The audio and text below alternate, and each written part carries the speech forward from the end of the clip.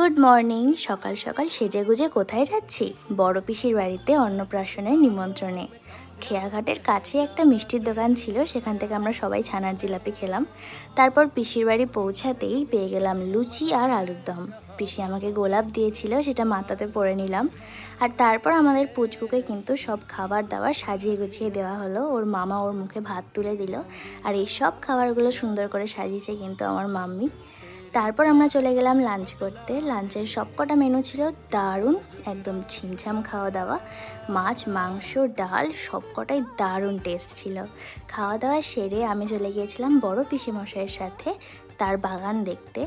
আর বড় পিসেমশাইয়ের বাগানে সব গাছগুলো দারুণ, প্রচুর ফল ফুলে ভর্তি। আমাকেও কয়েকটা ডাল দিল, আমি মায়ের জন্য সেগুলো নিয়ে এলাম।